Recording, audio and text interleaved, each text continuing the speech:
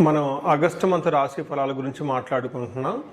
ఇందులో ఒక్కొక్క రాశి కంటే 12 రాశుల వారికి ఈ ఆగస్టు మంత్లో ఎలా ఉంది ఏంటి అని తెలుసుకోబోయే ముందుగా ఈ ఆగస్టు మంత్ యొక్క విశిష్టత, అందులో ఉన్న పండగలు, పర్వదినాలు, విశేషాలు ఏంటో తెలుసుకున్నాము. ఇందులో చూసుకుంటే ఈ ఆగస్టు మంత్ సంకటహర చతుర్థి నుంచి స్టార్ట్ అయ్యి మరలా సంకష్టహర చతుర్థితో ఈ మంత్ అంతా అయిపోతుందని మనం చెప్పుకోవాలి.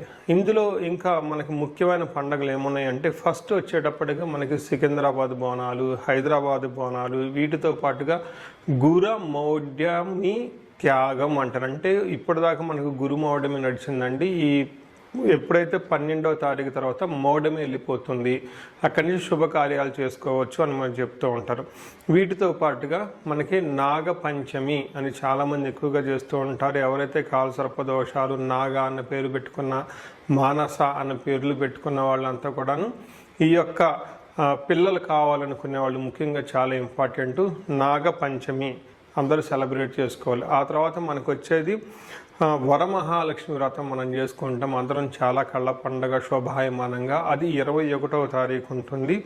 తర్వాత మనకి జంధ్యాల పౌర్ణమి, దీనిని రాఖీ పౌర్ణమి లేదంటే గాయత్రి యొక్క మనకి గాయత్రి మాత పుట్టినరోజు అని మనం సెలబ్రేట్ చేసుకుంటూ ఉంటాం అన్నమాట.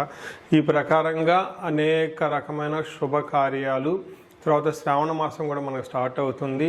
ఇవన్నీ ఉన్నాయి కాబట్టి ఎన్నో పండగలు, విశేషాలు, పర్వదినాలు కలిగిన ఈ యొక్క ఆగస్టు మంత్లో అందరికీ అష్టైశ్వర్యాలు కలగాలని, భోగభాగ్యాలు కలగాలని, చక్కగా ఉండాలని చెప్పేసి కోరుకుంటూ ఒక్కొక్క రాశి వాళ్ళకి ఎలా ఉంది మనం చూద్దాం. ఇందులో మనకి జ్యోతిష శాస్త్రం ప్రకారం కనుక గమనించుకుంటే ఈ ఆగస్టు మంత్లో ఇందాక చెప్పుకున్న విశేషాలతో పాటుగా 4 గ్రహాలు కూడా మారుతూ ఉన్నాయండి. ఈ గ్రహాలు మారే గ్రహాలు చూసుకుంటే ఫస్ట్ శుక్రుడు ఆగస్టు 1నే మారుతూ ఉన్నారు.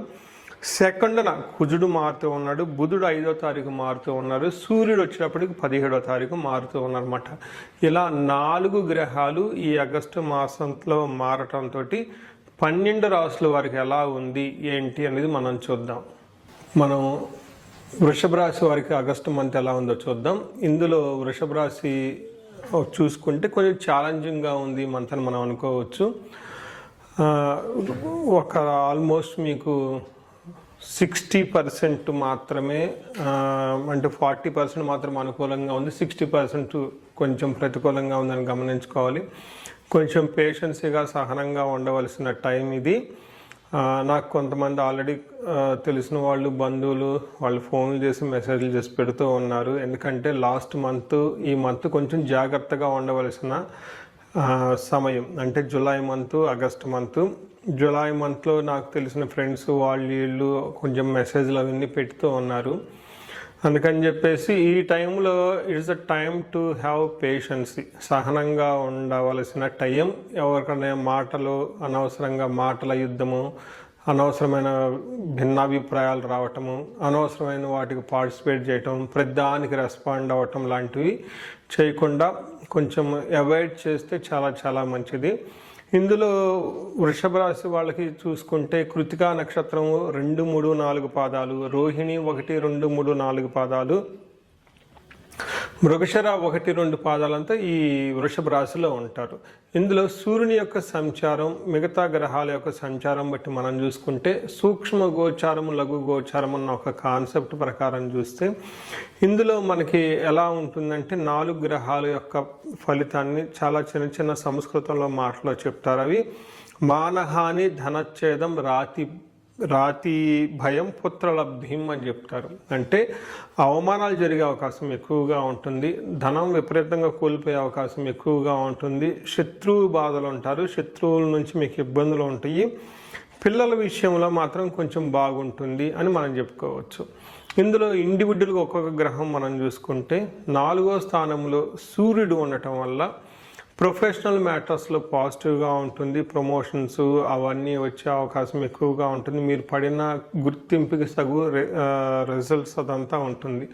అయితే 4వ స్థానంలో సూర్యుడు ఉండటం వల్ల మనకేం చెప్తారంటే అంతఃక్లేశ గృహఛిద్రం సౌఖ్య హాని మమాప్నోతి ప్రయాణకాలే విఘ్నమాప్నోతి చతుర్దతే రవి సంయుతే అని చెప్తారు సంస్కృతంలో. మన మహర్షులు ఇచ్చిన దీని ప్రకారం చూసుకుంటే అంతఃక్లేశ మానసికంగా కొంచెం ఇంటర్నల్గా మనసులో విచారం కలిగే అవకాశం ఎక్కువగా ఉంటుంది. గృహఛిద్రం ప్రొఫెషనల్ మ్యాటర్స్లో ఆఫీస్లో అంతా బాగున్నా ఇంట్లో ఏదో ఒక గొడవ ఉండే అవకాశం ఎక్కువగా ఉంటుంది. తర్వాత సౌఖ్య హాని కంఫర్టబుల్గా ఉండకుండా ఉంటుంది. తర్వాత మా భోజనం టయానికి భోజనం చేయకుండా ఉండే అవకాశం ఎక్కువగా ఉంటుంది. ముఖ్యంగా గమనించుకుంటే ప్రయాణాలు చేస్తే ఆటంకాలు వస్తాయి అని చెప్తూ ఉంటారు. ఇది సూర్యుడి వల్ల మిక్స్డ్ రిజల్ట్ అని చెప్పుకోవచ్చు. బట్ కుజుడు వల్ల ఇంకా కొంచెం ఇబ్బందులు పెట్టే అవకాశం ఉంది. కుజుడు 2వ స్థానంలో ఉండటం వల్ల కూడబెట్టుకున్న ధనం మీ సేవింగ్స్ అంతా కోల్పోయే అవకాశం ఎక్కువగా ఉంటుంది. మాటలు చాలా కటువుగా మాట్లాడుతూ ఉంటారు. ఎలిమెంటరీ ఎడ్యుకేషన్ బేసిక్ ఎడ్యుకేషన్ ఎవరైనా కనుక చేస్తుంటే వాళ్ళకి ఆటంకాలు అవన్నీ వచ్చే అవకాశం ఎక్కువ ఉందని మనం చెప్పుకోవచ్చు. ఇందులో కుజుడు 2వ స్థానంలో ఉంటే మనకి సంస్కృతంలో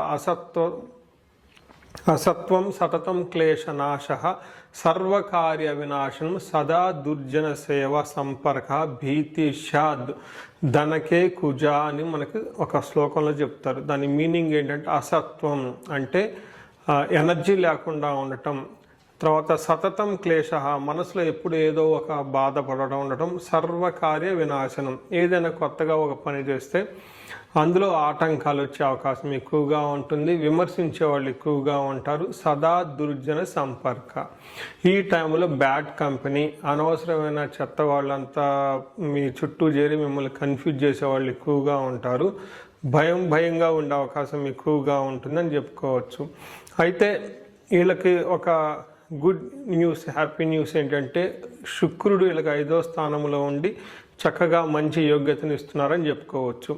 ఇందులో మనకి ఏమని చెప్తారంటే సంస్కృతంలో దాశీభృత్య చనలాభ నిత్యం మృష్టాన్న భోజనం ధనధాన్య అభిష్టార్థ పంచమస్తే భవేద్ భృగో అంటారు.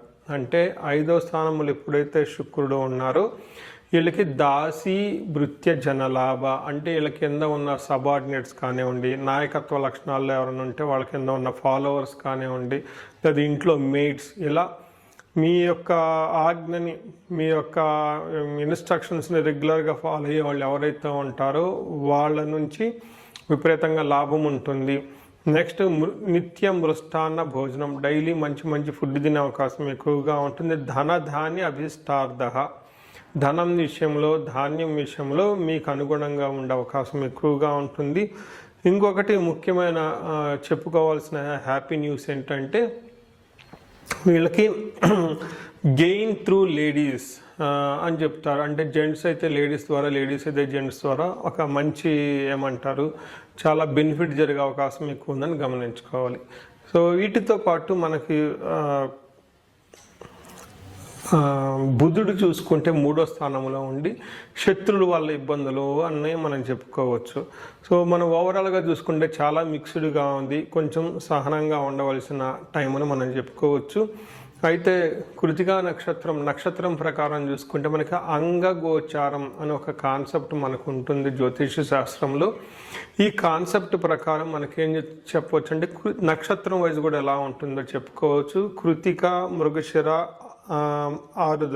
కృతిక మృగశిర ఆరుద్ర ఈ 3 నక్షత్రాలు కనుక మనం చూసుకుంటే ఇందులో కృతికా నక్షత్రం వాళ్ళకి జయప్రదంగా ఉంటుంది. ఏ పని చేసినా కానీ చక్కగా కలిసి వస్తుంది. అయితే వీళ్ళకి కలహము, బంధనము, భయము అని 2 నెగిటివ్గా కొంచెం ఇబ్బంది పెట్టే పరిస్థితుల్లో ఉన్నారు.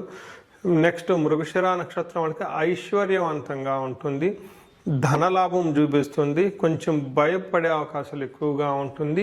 మరణ తుల్యం అంటారు. అంటే కుజుని వల్ల అనుకున్న పనులు ఎక్కడో ఆగిపోయే అవకాశం ఎక్కువగా ఉంటుంది. వీళ్ళు ఒక్కసారి ఇండివిజువల్గా జాతకం చూపించుకుంటే ఎంతో బాగుంటుంది. అంతేకాకుండా మృగశిర నక్షత్రం కనుక చూసుకుంటే వీళ్ళకి కూడా ఐశ్వర్యవంతంగా ఉంటుంది, ధన ప్రవాహం బాగుంటుంది, భయము, తర్వాత నెక్స్ట్ మరణతుల్యం అని చెప్తారు. ఇక్కడ మరణతుల్యం అంటే భయపడొద్దండి. సంస్కృతంలో ఆగిపోవటాన్ని మరణం అంటారు. మరణతుల్యం అంటే ఆల్మోస్ట్ మీరు ఇంతకుముందు చలపెట్టిన పనులు ఏమైనా ఉంటే అవి అంతటితో ఆగిపోయి సరైన రిజల్ట్ ఇవ్వని పరిస్థితుల్లో ఉంటాయని గమనించాలి. ఓవరాల్గా చూసుకుంటే ఈ నక్షత్రం ప్రకారంగా ప్రతి నక్షత్రానికి బంధించబడినట్లుండే పరిస్థితి ఎక్కువగా కనిపిస్తుంది. అంటే చాలా క్లారిటీ లేకుండా ఉంటుంది. యూఎస్లో ఉంటే బాగుంటుందా, ఇండియాలో ఉంటే బాగుంటుందా, బిజినెస్ చేస్తే బాగుంటుందా, జాబ్ చేస్తే బాగుంటుందా, అసలు ఏంటి ఫ్యూచర్ గురించి ఎలా వెళ్తే బాగుంటుందని రకరకాల కన్ఫ్యూజన్లో ఉండే అవకాశం ఎక్కువగా ఉంటుంది. ఇలాంటి పరిస్థితులు ఒకసారి మీకు కనుక తలెత్తితే మీ చుట్టూ ఉన్న సబ్జెక్ట్ మ్యాటర్ ఎక్స్పర్ట్స్ కానివ్వండి, లేదంటే మెంటర్స్ని కానీ అప్రోచ్ అవ్వండి. వాళ్ళ అడ్వైజర్స్తో చక్కగా డెసిషన్ తీసుకోండి. ఇంకా వీలైతే ఒక మంచి జ్యోతిష్కుల్ని, ఆస్ట్రాలజీ చూపించి మీ యొక్క జాతక చక్రాన్ని చక్కగా చూపించుకొని అందులో మీకు సంబంధించిన చాలా క్లూస్, ఎలా వెళ్తే బాగుంటుంది, ఫ్యూచర్ ఎలా ఉంటుందో తెలుసుకునే అవకాశం ఎక్కువగా ఉంటుంది. కాబట్టి ఇది చూసుకోవాలని చెప్పేసి కోరుకుంటున్నాను. సో ఈ రాశి వాళ్ళందరికీ పరిహారాలు కనుక చూసుకుంటే కొంచెం ప్రతి ఒక్కళ్ళు ఏకాదశ రుద్రాభిషేకం లేదంటే మహన్యాసపూర్వక ఏకాదశ రుద్రాభిషేకం చేయించుకుంటే చాలా కలిసి వచ్చే అవకాశం ఉంటుంది. నెక్స్ట్ కుజుడికి కొంచెం ఇబ్బంది పెట్టే విధంగా ఉంది కాబట్టి మనకు క్షేత్రపాలకులు అంటారు, లేదంటే టెంపుల్స్లో క్షేత్రపాలకులు అని ఉంటారు. లేదంటే మీరు నివసిస్తున్న ప్రాంతంలో అది ఎక్కడైనా కానీ మీ సొంత ఊరు కానీ లేదంటే టౌన్లో సిటీలు ఎక్కడైనా ఉన్నా కానీ ఎక్కడుంటే అక్కడ గ్రామ దేవతలు ఉంటారు, వాళ్ళకి చక్కగా పూజలు చేసిన. రెండవది మీకు నాగపడగలు లేదంటే నాగుల కట్ట, అశ్వత్కట్ట అని కూడా కొన్ని ప్రదేశాల్లో అంటారు, అక్కడ చక్కగా అభిషేకం చేసి దీపారాధన చేసుకోగలిగితే చాలా చక్కగా మీకు ఆ ఏరియాలో ఉన్నందుకు ప్రొటెక్షన్ వచ్చే అవకాశం ఎక్కువగా ఉంటుంది. సో ఈ రాశి వారందరికీ అష్టైశ్వర్యాలు కలగాలని, భోగభాగ్యాలు కలగాలని చెప్పేసి కోరుకుంటున్నాను. నమస్కారం. సో చూశారు కదండి, ఈ రాశి వాళ్ళు ఇప్పటివరకు ఎలా ఉందో గమనించారు. అయితే ఇప్పటిదాకా నేను చెప్పుకున్న దాన్ని గోచార ఫలితాలు అంటారు. ఇది మీకు ఒక 30 to 35, 40% మాత్రమే అప్లై అవుతుంది. ఇండివిజువల్గా మీ యొక్క జాతకాన్ని చూపించుకుంటే దాంట్లో మిగతా 50-60% మనకి ఎలా ఉంటుందో తెలుస్తుంది. టోటల్గా మీ యొక్క ఇండివిజువల్ జాతకాన్ని చూడటం ప్లస్ ఇది రెండు కలుపుకుంటే కరెక్ట్గా యాక్యురేట్గా ప్రిడిక్షన్ వస్తుంది. సో ఎవరికైనా గనక మీకు ఏదైనా గనక ఇప్పటిదాకా చెప్పుకున్న దానికి మనకి డిఫరెంట్గా ఉంది, ప్రాబ్లంగా ఉంది, ఇబ్బందులు పడుతున్నామని అనుకుంటే ఒక్కసారి ఇండివిజువల్గా జాతకం చూపించుకోండి. ఈ జనరల్గా నేను ఒక రీసెర్చ్ చేస్తున్నాను. 40 years ±5 అంటే ఎవరికైనా 35 to 45 ఈ ఏజ్ బ్రాకెట్లో ఉండి మీకు సక్సెస్ఫుల్గా ట్రాక్ రికార్డు ఉంది లైఫ్లో, అంటే బాగా చక్కగా చదువుకున్నారు, చక్కగా మేనేజర్ లెవెల్ ఒక పొజిషన్లో ఉన్నారు, ఈ వయసులో అగైన్ అరౌండ్ 40, 45, 50 ఇలా ఈ ఏజ్లో కనుక ఉండి మీకు సడన్గా లైఫ్లో గ్యాప్ వచ్చిందంటే, అంటే ఒకవేళ జాబు పైన అన్ఎక్స్పెక్టెడ్గా లేదంటే బిజినెస్లో విపరీతమైన లాసులు వచ్చినా లేదంటే వేరే కారణాల వల్ల లైఫ్లో మీరు ఆగిపోయినట్లు కనుక ఫీలింగ్ వస్తే ఇండివిజువల్గా మీ జాతకం చూపించుకోవడం చాలా ఇంపార్టెంట్. ఈ వయసులో జనరల్గా శాపాలు అని ఉంటాయి, మాతృశాపం, పితృశాపం, గురుశాపం, సర్పశాపం, ఇలా ఏమైనా శాపాలు యాక్టివేట్ అయి ఉన్నాయా అవేంటో తెలుసుకొని వాటికి సంబంధించిన పరిహారాలు చేసుకోవాలి. అంతేకాకుండా మీకు ఇండివిజువల్గా నడుస్తున్న దశాభుక్తి అని ఉంటుంది. ఈ దశాభుక్తి యొక్క గ్రహాలు, అవి గ్రహ దోషాలు ఏమైనా ఉన్నాయో తెలుసుకోవటం కూడా చాలా ఇంపార్టెంట్. సో ఈ ఏజ్ బ్రాకెట్లో ఎవరైతే ఉన్నారో 40 ±5 years కెరియర్లో స్లో అనుకున్న వాళ్ళు ఇండివిజువల్ జాతకం చూపించుకొని ఇలా టోటల్ హారోస్కోప్ని స్కాన్ చేయించుకొని అందులో శాపాలు ఏమైనా ఉన్నాయా, గ్రహ దోషాలు ఏమైనా ఉన్నాయా, అవి సంబంధించిన బ్లాకేజెస్ ఉంటే అవి పరిహారాలు చేసుకోవటం వల్ల తొలగించుకుంటే లైఫ్ అనేది చాలా స్మూత్గా వెళ్తుంది, ముందుకెళ్తుందని మీరు తెలుసుకోవాలి. సో ఇంకా కొంతమందికి ఏమైనా కనుక సమస్యలు ఉంటే సమస్యకు సంబంధించి కూడా పరిష్కారాలు మనం చూసుకోవచ్చు. ఎవరికైతే ధనానికి బాగా ఇబ్బంది పడిపోతున్నారో స్వర్ణలక్ష్మి విశేష హోమం చేయించుకోవటం, కుబేర పాశుపతం చేయించుకోవటం చాలా ఇంపార్టెంట్. ఎవరికైతే భార్యాభర్తల మధ్య అన్యోన్యత తక్కువగా ఉండి ఇబ్బంది పడుతున్నారో అన్యోన్య దాంపత్య పాశుపత అభిషేకం, ఫ్యామిలీలో సరైన అట్మాస్ఫియర్ లేదు, అంతా గొడవలుగా ఉంది, శత్రు బాధలు ఉన్నారంటే చండీ హోమం, చండీ పారాయణం చేయించుకోవటం, ఎవరికైతే హెల్త్ సరిగ్గా ఉండదు అనుకున్నారో ఆయుష్ సూక్తము, ఆయుష్ హోమం, మృత్యుంజయ హోమం చేయించుకోవటం, ఇలా ఎలాంటి మీకు ఇండివిజువల్గా ఏదైనా కనుక సమస్యలున్నా, రకరకాల సమస్యలు ఉంటే ఆ యొక్క సమస్య నుంచి బయటపడడానికి ఒక్కసారి జాతకం చక్రం చూపించుకొని దానికి కారణం ఏంటో తెలుసుకొని తగు పరిహారాలు చేసుకుంటే ఈ సమస్యల నుంచి చక్కగా బయటపడే అవకాశం ఎంతో ఉంటుంది. సో ఈ రాశి వారికి అష్టైశ్వర్యాలు కలగాలని, భోగభాగ్యాలు కలగాలని, అందరూ చక్కగా ఉండాలని చెప్పేసి కోరుకుంటున్నాను. నమస్కారం.